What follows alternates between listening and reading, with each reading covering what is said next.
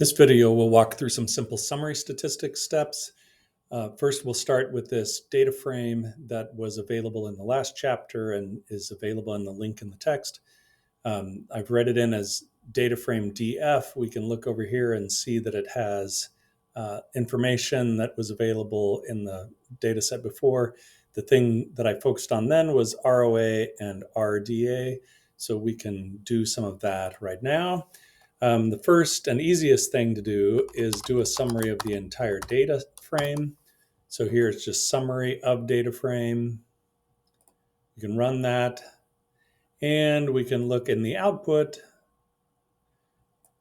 You can see it did something for all of the columns in the data frame. So permno, it shows that there's the minimum and maximum. There are some missing values. This is just a firm identifier. The company name, because it's not numeric, can't give more information, but it shows that it's a character. The SIC code it has as numeric, even though it's not really a number, it's classifications. Same thing with GV key. Data date, it saves a date as something that's not really numeric. So here it's listed as a character. We could, if we look over here at the top right, it says it's a character. We could change this to a date. Remember, we had covered this before as .date. Then the ones we really care about, if we look down here, it gives for ROA minimum and maximum from minus 27 to positive 21. Notice there are 4 missing values in this data set. There are fewer here than in the last chapter. That's because we've required it to have all companies to have average total assets. So notice there are no missing values where it says average total assets. RDA is missing over 100,000. And we can look and see that ROA is between negative 27 and positive 21. Those are extreme outliers. And we have other parts of the distribution. So the mean is slightly negative, median slightly positive. If we wanted to do a little more with this, then we could go in and do specific statistics. So let's do some of that. Notice that ROA and RDA have some missing values. So if we try and do something on those, we're going to end up with a missing value. So let me show you that here. Let's start with not saving it as anything. We're going to do data frame, summarize, and let's just do mean ROA. So if I do this, it's not saving it as any object, so it's just going to output in the console. And mean is, I need to create a name here.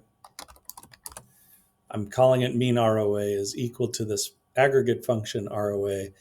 And predict, what you should predict is that there are missing values, therefore it's going to end up in a missing value. So look down here, and it's output a missing value. NA is a missing value in R. It's output a missing value. That's because it has missing values in it. We can change that by putting in this here. NA are the missing values. RM is for remove. So remove missing values, yes. So setting that equal to true means you do remove missing values. We can do the same thing again. And notice it calculates the mean, removing the missing values. If we look up here, ROA, that's the same as we had up here. We can do other ones too. We can add additional ones to this. So let's try the same thing here with RDA. And it will output both of them below here. If we want to save that as an object, we can, I'm here saving it as the results object. It's now going to be over here, and this, I can open it up, and now it shows this column and this column with these values in it. There are other ones we can do as well.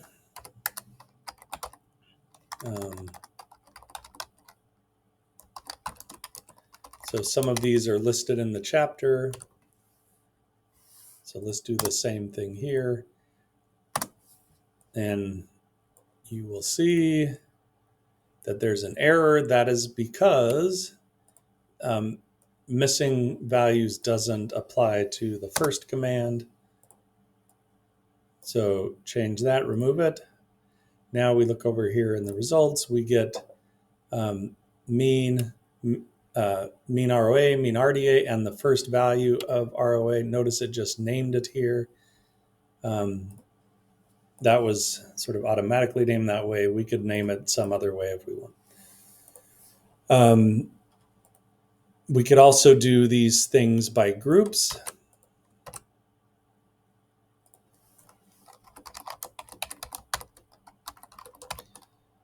For example, industry or year.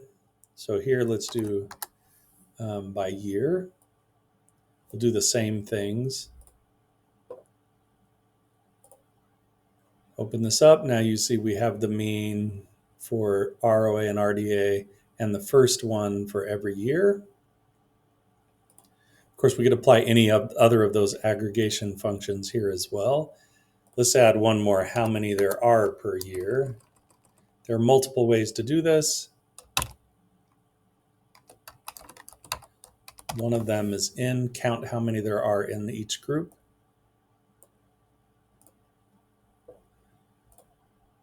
Now we have the number of observations per group. Notice there are much fewer in 1988. It grows and comes down slightly in 2024, but we have about 5,000 per year. We could do the same thing if we wanted to apply it to the industry. So we could do industry and year. Here, let's just do industry. And we'll get the same thing by industry. So it gives each industry group here. This is up to 4 digits, so it's breaking it up into smaller pieces, and we have each group here. If we wanted to do it further, we could do industry and year, and we'd get smaller groups as well. So we open here, we see now we have for this industry this year, and continuing down. The benefit of doing all of these descriptive analyses is that you can sort of understand what's in the data set before you do any additional analysis. Sometimes the descriptive statistics are the thing you're interested in which case you might communicate that, which we'll look at in the mini case video at the end. Right, enjoy.